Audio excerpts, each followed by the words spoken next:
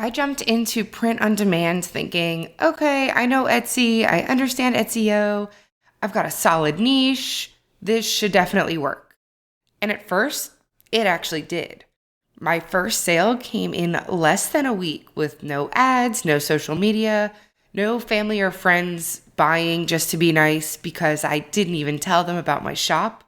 And I sold 2 shirts in my very first purchase. And then 2 days later, another order rolled in. I thought I was off to the races. But, well, let's talk about what actually happened. Hey, it's Rebecca Boland. Welcome back to Etsy and Ecom with the Professional Mom.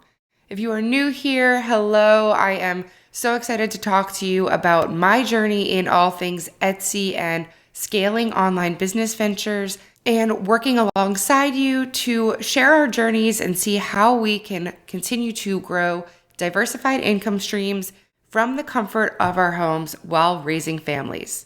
As a quick background, I'll let you know that I did start handmade selling on Etsy in 2020, and since then have also opened 2, if not 3 more digital product shops since then. But I have been so curious about print on demand, and now that I have a grasp on all of the other aspects of Etsy, I have been taking the plunge into everything that print on demand has to offer. However, there is so much to it that I want to bring you all of the hurdles I've encountered as they come up so that anybody out there that is either encountering them themselves or debating whether print on demand is even something you want to try, you have at least one more little voice in your head to help you out with that decision. I decided to start with Printify as my print-on-demand provider because it seems to be incredibly popular with a lot of the Etsy experts I follow, and I had actually dabbled in it a little bit before and had started an account before they even merged with Printful, so I at least had some sense of what they offered. Now that I've been spending time in the weeds about everything they have to offer, I would definitely recommend Printify for anybody out there curious about print on demand. Like I said, it has a lot of gurus out there that help. A lot of people I follow that talk about their Etsy journeys use Printify and recommend it. And there are tons of resources and seller support from Printify, from YouTube, from courses and other creators that you can definitely get any questions answered. That said, let's talk about some of the biggest things that I wish I had known, or admittedly, the things that I maybe had known but just didn't really listen to because I wanted to do things my own way. And I say that because number one is that most Etsy expert sellers, including the ones who have made multiple 6 figures or more on Etsy, all tend to lean towards giving the same advice to stick with one product first. I absolutely did not do this. I am so excited about all of the opportunities inside Printify, all of the products you can put your design on, and all of the fun niches that you could really get involved with, that I am definitely guilty of trying to share with you a do as I say, not as I do. Maybe a bit of a hypocritical statement here, but if you get too in the weeds on all of the products and opportunities, you're never going to figure out how to nail down just one. It's going to confuse you, it's going to confuse the customer, and it's not going to help you sprint in the right direction. Instead, if you're like me, you'll be kind of crawling one way and then starting a new race and then starting another race, and you're never actually going to get to the finish line. What has been great about Printify is that when you sign up and you jump into the dashboard, right off the bat when you head to the catalog, they have an entire category just labeled best sellers. They have made it incredibly easy to get started with some of their most popular items. And I can attest that with all of the data and research I've done, that yes, the things that Printify tells you are best sellers truly do align with what we are seeing to be best sellers in the Etsy marketplace. So for instance, this is some incredibly popular t-shirt brands, specifically the short sleeve Comfort Colors 1717, the Bella Canvas 3001, the Gildan 18,000 crew neck sweatshirt. And then outside of apparel, there are some candles, there are some mugs, there are some phone cases, some blankets, some stickers, some tote bags, and so on. But that handful of the first 5 or 6 items I said really tend to be great, profitable opportunities that you can take into most, if not all, niches if you put your own spin on it one way or another.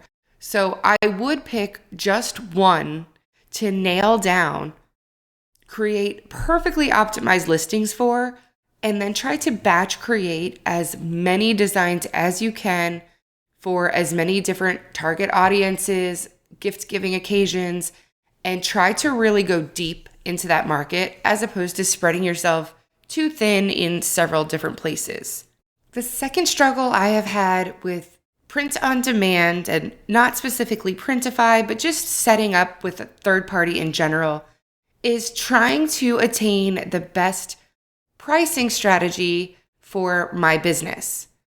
If you've listened to my previous episodes, you might be familiar with a little bit of my background in corporate finance. So I actually really enjoy getting out a spreadsheet and digging into the numbers. And I try to apply some marketing psychology with my pricing strategy and try to optimize for getting that green sale button with the line through it, for getting the sense of urgency to my customers to recognize that there's a sale countdown clock ending by the end of the day. And I like to optimize for all of those things. But because I like to think through all of that, the problem is that I might want to change my strategy often. And that is a lot more difficult when you're working through a third-party app like Printify, especially because their prices to me can also change at any given time. So for instance, if I were still hand making my own products, I would buy all my inventory at a time. I would know what those cost when I bought them. I'd be able to create my pricing and send it to a customer. And unless I was buying new inventory daily, for the most part, I would have a sense of what I should be charging. However, when I started with Printify back in November or December, I was trying to optimize listings for what I saw a lot of the top sellers doing at the back end of the year, which included a lot of sellers I noticed increasing their standard price and then running a 40, if not 50 or 60% off sale. So it looked like an incredible deal to the buyers, but ultimately they might have had a plain t-shirt marked up to $60 or more in the first place. So even on a 50% off sale, it was $30. But because they were catching attention with that huge price slash 50% off green sticker tag that Etsy provides on the listing, they were capitalizing on traffic and probably increasing their conversion rate. So when I sat down to first start setting my prices, I decided to do that as well. In one of my shops, I went ahead and set everything at a price that I could always be running a 50% off sale and be happy with the profit I was making. And in the other shop, I did that so that I could always be running a 40% off sale so I could be happy with the profit I was making. I was curious to test the waters and see whether that made a difference in one or the other. But the problem with that is a few things. Number one is that I get mixed and matched too often, and every time I have to switch gears and remember which shop I'm working in and whether it's the one that I price things twice as much or 140% as much, like this, it's too much. And you can't run the race quickly if you're trying to remember where the heck you're supposed to be going. The other thing is that I did decide to go ahead and invest in myself and invest in Printify Premium because on the exact same day, I got a sale in one of my shops for a shirt, and then I got a sale in my other shop for a set of 7 different shirts. So that alone made me say, okay, maybe the work I've put in on the back end is starting to come to fruition. It is spring. I do have more relevant designs. They're not all Christmassy. And that 60 to 90 day window for SEO is starting to peak up. So let's go ahead and just invest in Printify Premium for the year. That's great. That makes my costs go down for each individual sale, for each individual product. However, now I'm catching myself in a place that I have to go back and reprice everything. A, that, and then B, I wasn't in my shops every single day to be running a 50% off sale or 40% off. So to that degree, I'm finding myself not liking this strategy because A, we all know it's a game. It feels fake and silly to begin with. But B, I felt like either I'd have to set my shop up for constant 50% off sales, at which point, are you really even creating a true sense of urgency anymore? Because I was not going to be doing it every single morning for 24 hours only. Or B, I would forget to put a sale on the shop, or it would roll off and I wouldn't realize it. And suddenly my prices were something insane, like $60 for a t-shirt where others have 30, or a similar gap like that. And because of that, I decided, okay, no way, I don't want to do that strategy. Let me rein in my prices. Well, when I got to Printify Premium, I realized that they must have recently also gotten a good deal or enhanced some supplier connections, because all of a sudden that comfort color shirt, if you're familiar with it, if you have made it before, all of a sudden I'm being charged $10 for a single one, where I was pricing at, I think, closer to 15 at cost for one. So all of these factors are adding up, and now I want to go in and hit my Printify shop and say, update all profit margins, but I hadn't set them based on profit margins. I had set them based on my numbers, $32.99, $17.99. Another quick PSA that I want to point out, if you don't know what I'm talking about, then just ignore me for a second. However, if you currently choose exactly which printer you want in Printify, for instance, if you choose to use Swift POD or Swift Pod, that's the print provider I had been using because they had the best prices, they had great average production time, they had great reviews. However, now Monster Digital offers me faster production time and a lower price per product. So I wanted to switch all of my comfort color shirts to Monster Digital. Well, the good news is you can do that with the click of a button. You can just click your products, select all, there's a button to click, more actions, replace provider, Monster Digital, are you sure? Yes, I did that. So I felt like perfect, I did that, now I just have to go back in and change my pricing as I go. Well, stop, run it back, because the other problem is that Monster Digital doesn't have all of the same colors or sizes. So while I was aware that that'd be okay, I probably wouldn't need the 4XL sizes that SwiftPod offers, I didn't realize that some of my colors, like espresso brown, which is actually really important on some of the designs that I make, is not a color option that Monster Digital provides, or at least not at the moment. So I'm hoping that they will, but after I did this huge kind of sweeping declaration to move everything to Monster Digital, streamline my pricing, make things to the point where both of my shops are priced the same way, choose pricing by pricing margin so that I can go in and just easily update it at any time, whether my costs increase or decrease. And here I am thinking I'm moving along nicely. And then all of a sudden I realized, wait, half of my products now are not offered in espresso brown, which is the main color offering for things like coffee shirts you might want to make. So think about that type of niche. And if there's going to be a color that you think is incredibly important to a product you offer, then you might want to double check those before you make any single click commit to changing things. So again, Swift Pod or Swift POD does have slightly higher pricing, and luckily it's not that much of a discrepancy. And while you can still choose to have Printify select for you by doing just Printify choice and they will send it to the best printer available, I had been trying not to do that because I didn't want my costs to be variable. So yes, luckily between those two printers, it's only $1 or so, especially now that I'm on Printify Premium.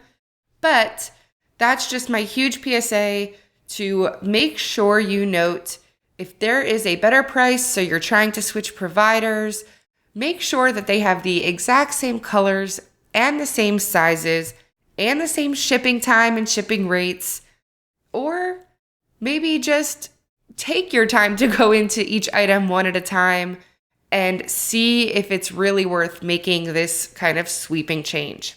All that aside, the pluses have hugely outweighed the negative.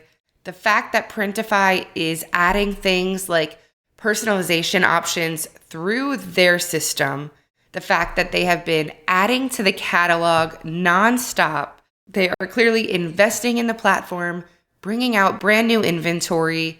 They are creating early access products for us. I have seen expanded availability for them to connect us with embroidery printers. So I think there is some really big opportunity here with print on demand. If I were going to get started today on Etsy, would I go straight into print on demand?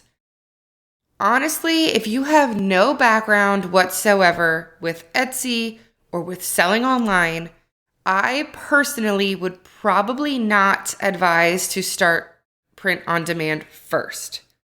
I think having the understanding about Etsy's back end and how the shipping works, how all of its ins and outs works, is really key first, because even with the confidence I had there, when I jumped into Printify, I still didn't fully have the confidence to know and understand exactly where I should be making my edits, where I should be uploading my finalized files, and especially in terms of personalized products, I was just sure that I was going to be sending the wrong items or sample items to customers because it's a whole new beast. My last piece of advice for you today is that if you are going to get started on print on demand, head back to what I said earlier and pick a single product to dive into.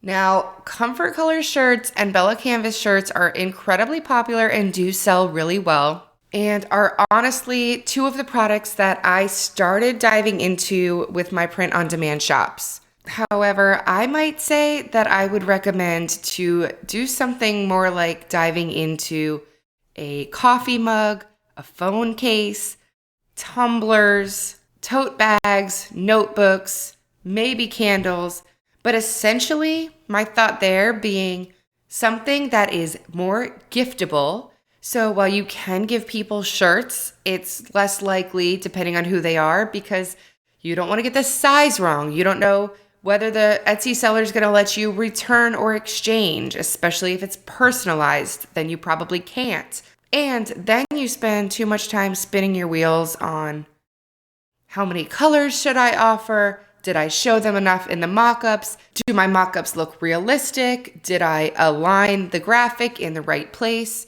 And it takes a lot longer to be able to get your head around exactly what you're offering, and it's harder to put the blinders on. Whereas if you sit down and you decide you're going to do nothing but knock out keepsake ornaments for anniversaries, milestones, holidays, then you are setting yourself up for a much faster track. Hopefully anybody out there that's been on the fence about print on demand or has been starting it themselves gets at least a little bit of a nugget of information out of this. I know it's been a little bit convoluted today. I apologize. Things have been so crazy here. My 3-year-old has his first stitches and they are right above his eye.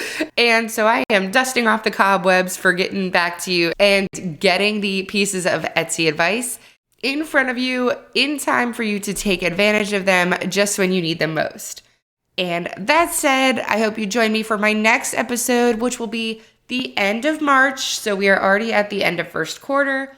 And in that episode, I will really do a deep analysis on first quarter, what I like to call the good, the bad, the ugly, everything I did, the trends I picked up on, the trends that I see heading for the second quarter, and exactly what products I'm going to be focusing on, what trends I'm going to be focusing on, and how I am going to put my blinders on to really take advantage of some of the upcoming second quarter huge Etsy opportunities. So again, if you haven't subscribed, please go ahead and subscribe. Leave a note to let me know that you are listening, and make sure to join me in the next episode. Until then, goodbye.